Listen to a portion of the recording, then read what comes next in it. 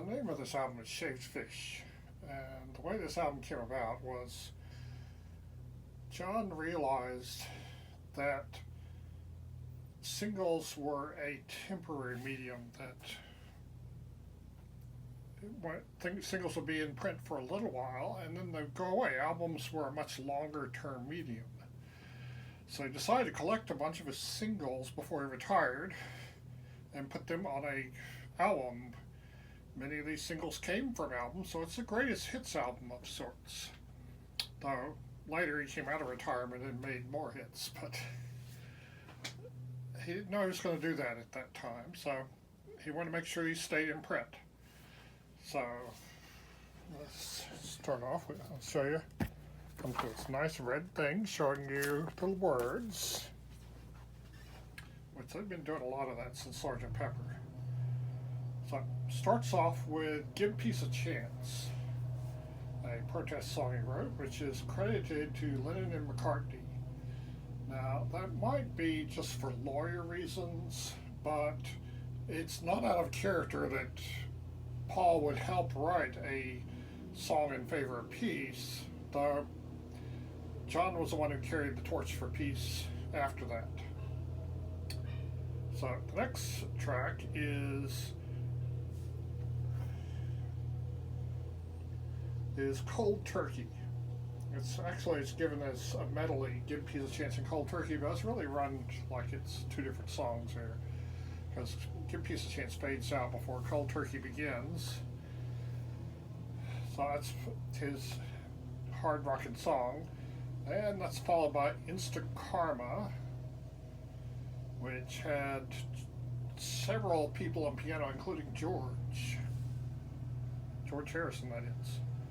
Okay, and that's followed by Power to the People, which came out then. Then he has a song from the Plastic Ono Band album, Mother.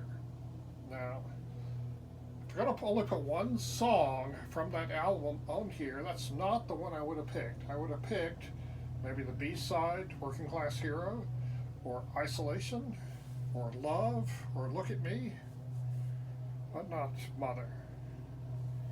But yeah, that one got made into a single.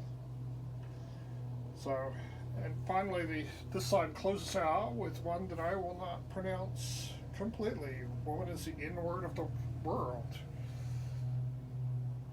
It's a protest song of his, protesting in favor of women's rights, but it's got a deliberately incendiary title. This was on the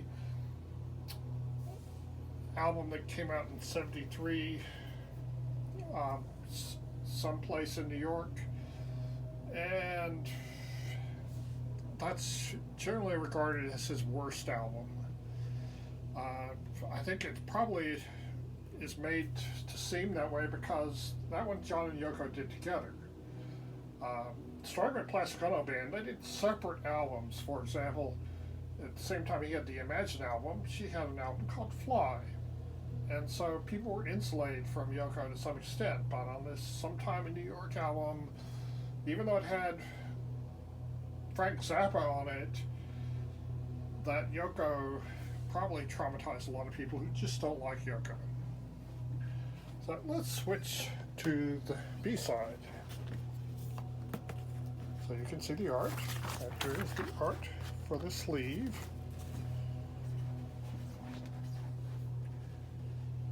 Okay, so side 2 starts with Imagine. So these are not in chronological order, but Imagine makes a better start for an album side than the previous track. And that's followed by Whatever Gets You Through the Night.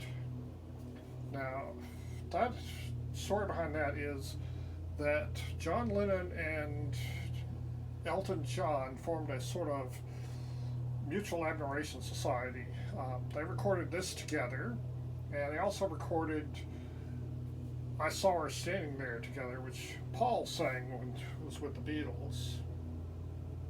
So John put it on his Walls and Bridges album, and the next one is the title track from the Mind Games album.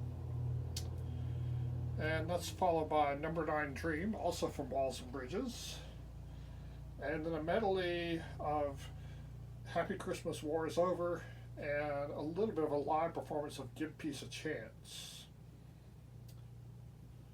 So, and the Yoko, the B-sides of most of these albums, most of these singles were Yoko tracks, and those were not included. It's all John.